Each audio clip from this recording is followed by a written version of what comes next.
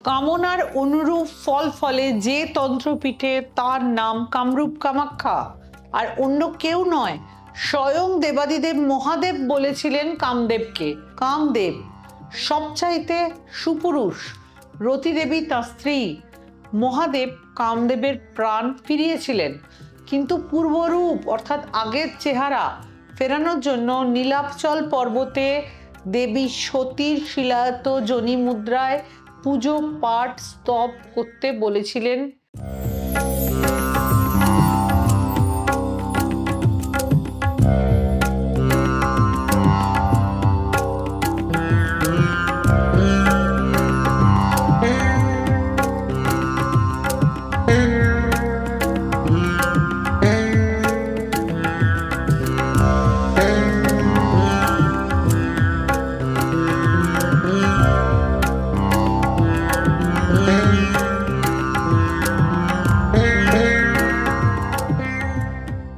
তন্ত্র আধ্যাত্মিকতা বলতে গেলে প্রথমেই যে পীঠের নাম বলতে হবে তা হচ্ছে কামরূপ কামাখ্যা, তন্ত্রের সর্বকালের সর্বশ্রেষ্ঠ তন্ত্রপীঠ।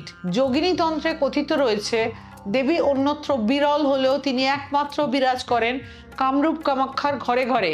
কামরূপ কামাখ্যা সেই তন্ত্রপীঠ যার দ্বারপাল অর্থাৎ রক্ষক স্বয়ং সিদ্ধিদাতা গণেশ।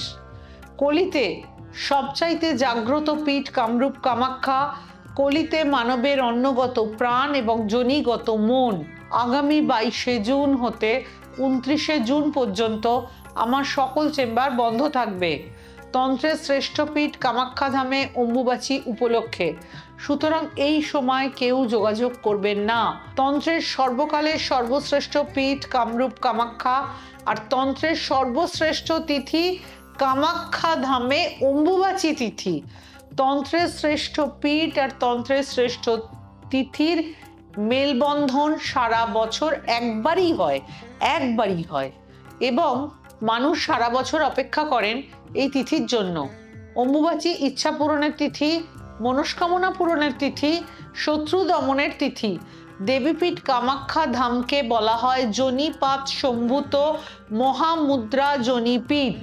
আষাঢ় মাসে রবি মিথুন রাশিস্থ অর্থাৎ আদ্রা নক্ষত্রের প্রথম পদ অর্থাৎ 3 ডিগ্রি 20 মিনিট স্থিতিকালে পৃথিবী অর্থাৎ ধরিত্রী মাতা রজস্বলা হন। অম্বুবাচীর সময় উর্বরা শক্তি বৃদ্ধি পায় ধরিত্রী মাতার। প্রত্যেকে আমরা ধরিত্রী মাতার সন্তান। মায়ের কাছে সঠিকভাবে চাইতে পারলে সকল মনস্কামনা পূরণ হয়, যা প্রমাণিত। 2025 সালে অম্বুবাচীর প্রবৃত্তি হচ্ছে 22শে জুন 2025 দিবা 2:58 মিনিটে এবং 25শে জুন 2025 বুধবার রাত্রি 3:12 মিনিটে। পঞ্জিকা ভেদে সময় কিছুটা পরিবর্তনশীল। দক্ষ রাজার কাছে অর্থাৎ তার সতী তার নিজের পিতার কাছে স্বামী দেবাদিদেব মহাদেবের নামে অপমানজনক কথা শুনে দক্ষ রাজার যক্ষস্থলে দেহত্যাগ করেছিলেন। বিষ্ণু তার সুদর্শন চক্রে 51 খণ্ডে খণ্ডিত করেন সতীর দেহ, কারণ মহাদেব সতীর দেহ কাঁধে নিয়ে প্রলয় নৃত্য আরম্ভ করেছিলেন। দেহ খণ্ডিত না হলে মহাদেবের প্রলয় নৃত্যে পৃথিবী ধ্বংস হতো। সুদর্শন চক্রে 51 খণ্ডে খণ্ডিত দেহ হলো সতী দেবীর দেহ। 51 খণ্ডের প্রত্যেকটি খণ্ড যে যেখানে পতিত হয়েছিল সেখানেই সৃষ্টি হয়েছে এক একটি করে সতীপীঠ। তাই তো আমাদের 51টি সতীপীঠ। 51 খণ্ডের মধ্যে সতীর যোনি পতিত হয়েছিল কামাখ্যা পর্বতে। সতীর যোনিদেশ পড়ার সঙ্গে সঙ্গে সমগ্র পর্বতের বর্ণ হয়ে যায় নীল। তাই তো কামাখ্যা পর্বতের অপর নাম নীলাচল পর্বত। এই শিলায়ত যোনিতেই বিরাজ করেন দেবী কামাখ্যা। কামাখ্যা ধাম মনস্কামনা পূরণের ধাম।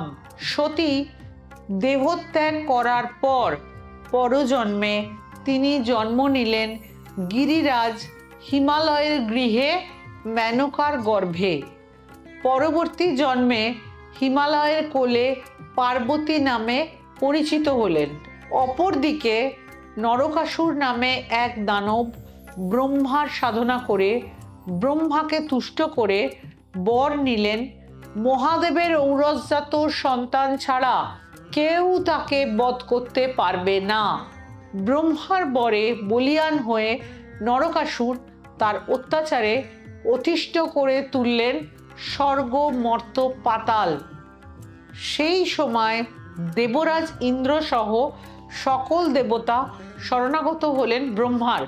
ব্রহ্মা তাদের উপায় দিলেন যে গিরিরাজের ঘরে সতী আবার পার্বতী রূপে পুনর্জন্ম নিয়েছেন, তার সঙ্গে মহাদেবের বিয়ে দিতে হবে। মহর্ষি নারদ মুনি ঘটক হয়ে বিবাহ প্রস্তাব নিয়ে গেলেন গিরিরাজের কাছে। গিরিরাজ ও মেনকা নারদ মুনির প্রস্তাবে রাজি হয়ে সম্মতি দিলেন। নারদ মুনির পরামর্শে পার্বতী গেলেন মহাদেবের তপস্যা ক্ষেত্রে। প্রাণপণ সঁপে দিলেন মহাদেবের সেবায়। কেটে গেল দিনের পর দিন, মহাদেবের তপস্যা ভঙ্গ হলো না। দেবতারা উপায় না দেখে শরণাপন্ন হলেন কামদেবের। দেবরাজ ইন্দ্রের পরামর্শে কামদেব তার স্ত্রী রতি দেবীকে নিয়ে গেলেন মহাদেবের কাছে। মহাদেবকে ফুলের স্বর নিক্ষেপ করলেন কামদেব। তার স্বরে মহাদেবের দেহ মন কামে জর্জরিত হলো। মহাদেবের ধ্যান ভাঙল, কিন্তু হিতে বিপরীত হলো। ধ্যানভঙ্গ হওয়ায় ক্ষোভে ফেটে পড়লেন মহাদেব। তার তৃতীয় নয়নের আগুনে ভস্মীভূত হলেন কামদেব। দেবতাদের চেষ্টায় শান্ত হলেন মহাদেব। পূর্বজন্মের সতী অর্থাৎ পার্বতীকে চিনতে পারলেন। পার্বতীকে বিয়ের প্রতিশ্রুতি দিলেন। নির্ধারিত দিনে মহাদেব ও পার্বতীর বিয়ে সম্পন্ন হলো। বিয়ের দিন এলেন রতি দেবী স্বামী কামদেবের চিতাভস্য নিয়ে। রতির কান্নার আকুতিতে মন গলল মহাদেবের। করুণা দৃষ্টি নিক্ষেপ করলেন। প্রাণ ফিরে পেলেন কামদেব, কিন্তু ফিরে পেলেন না পূর্বের রূপ, পূর্বের স্বরূপ। মহাদেবের কাছে প্রার্থনা করলেন।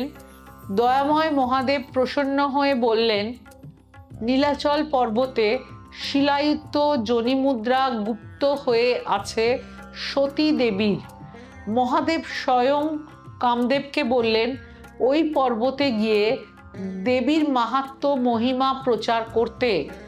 তবেই দেবীর কৃপায় পূর্বের স্বরূপ ফিরে পাবেন কামদেব। কামদেব রতি দেবীকে নিয়ে গেলেন নীলাচল পর্বতে। মহাদেবের নির্দেশ মতো যোনিপীঠে আরম্ভ করলেন জপ তপ স্তুতি পূজা পাঠ। প্রসন্ন হলেন মহামায়া কামাখ্যা। কামদেব ফিরে পেলেন পূর্বের রূপ। তাহলে বুঝুন, স্বয়ং মহাদেব যে পীঠের কথা বলেছিলেন, তার চাইতে শ্রেষ্ঠ আর কি পীঠ হতে পারে। সকলের উদ্দেশ্যে বলবো, সম্ভব হলে কাজে লাগান সর্বকালের সর্বশ্রেষ্ঠ তান্ত্রিক পীঠ, তন্ত্রের শ্রেষ্ঠ তিথি অম্বুবাচীর মহাতিথিকে। এই সময় এই স্থানে করা মন্ত্র জপ, পুজো পাঠ, গ্রহ প্রতিকার 108 গুণ অধিক শক্তিশালী হয়। যারা আমার পুরনো ক্লায়েন্ট অসীম বাবুকে ফোন করে চেম্বারে আসবেন, প্রত্যেকবারের ন্যায় এবারও সামান্য হলেও প্রসাদ কাম সিঁদুর মায়ের অঙ্গবস্ত্র পাবেন। আর যাদের গ্রহ প্রতিকার এই সময় হবে, তারা প্রত্যেকেই পাবেন। ভালো থাকুন, ঈশ্বরের পথে থাকুন। যারাই আমার চেম্বারে আসছেন, ফোন করে নাম বুকিং করিয়ে আসবেন। খুব বেশি লোক দেখা সম্ভব হয় না। মা কামাখ্যার কৃপায় সকলের মনস্কামনা পূর্ণ হোক।